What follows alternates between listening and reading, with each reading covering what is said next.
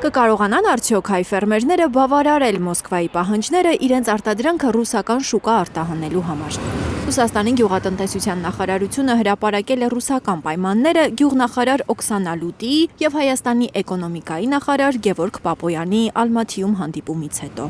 Ամենամեծ պահանջը ռուսական կողմը անդադար ներկայացնում է ֆիտոսանիտարական պահանջների արկայությունը, որ պետք է այդ պահանջները լինեն ապահովված, որի մեջ մտնում է մի քանի բան։ Ինչպիսի պեստիցիդներ են օգտագործվել, այսինքն թունաքիմիկատները, հողի որակը, փաթեթավորումը, ուրեմն վտանգների վերլուծության եւ կրիտիկական կետերի վերահսկողության կետերը եւ առաքման պայմանները։ Ինչպես նաև գյուղատնտեսական արտադրանքի անվտանգության ապահովումը եւ ռուսական մյուս խիստ պահանջները ըստ տնտեսագետի կկարողանան կատարել օրինակ պահածո հյութեր արտադրող ընկերությունները, որոնք առանց այդ էլ միջազգային ստանդարտներով են աշխատում։ Հայ ֆերմերների մեծ մասը ձուկ, գյուղմթերք արտադրող ընկերությունները փաստի առաջ կկանգնեն, պնդում է տնտեսագետը։ Ձկնաբուծարաններում կան մի քանի գլոբալ խնդիրներ՝ ջրի որակը, դրա ստուգումը, կերի որակը, անձնակազմի հիգիենան, տարածքի մաքրությունը, տարածքի ուրեմն փոշուտ կեղտից եւ կենթանիներից ուրեմն զերծ լինելը,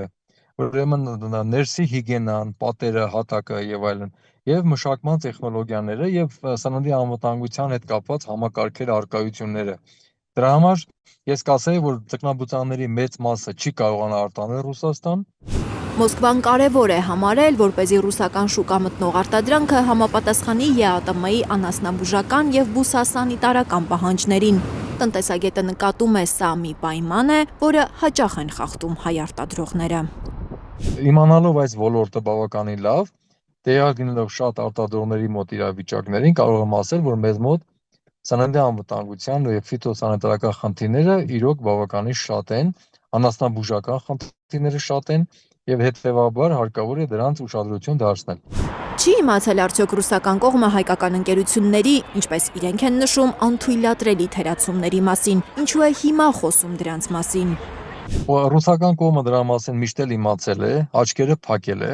կախված քաղաքական հարաբերություններից։ Քաղաքական հարաբերությունները քանի որ մի փոքր փոխվել են, հիմա Ռուսաստանը չի ցանկանում աչքերը փակել։ Ռուսաստանը աչք չի փակում հայկական արտադրանքի որակի եւ անվտանգության ապահովման խնդիրների վրա մայիսի 22-ից, երբ արգելեց ծաղիկների մատակարարումը։ Մայիսի 30-ից սահմանափակումներ մտցրեց թարմ լոլիկի, վարունգի, պղպեղի, կանաչեղենի եւ ելակի արտահանման վրա։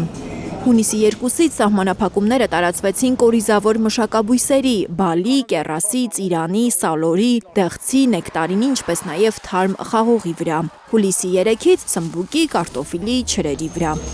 Հունիսի 12-ին կասեցվեց Ռուսաստան արտահանման համար նախատեսված կենդանի ձկան եւ ձկնարտադրանքի սերտիֆիկացումը։ Հուլիսի 27-ից սահմանափակվեց կատնամթերքի արտահանումը։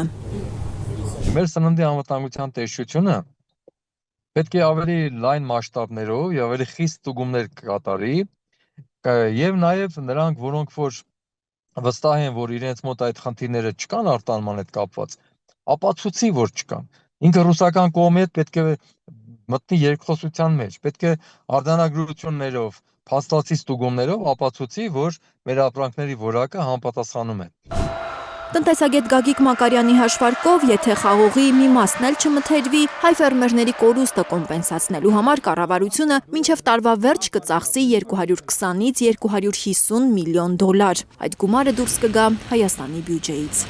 Լիլիթ Գասպարյան, Էլեն Յահինյան, 100։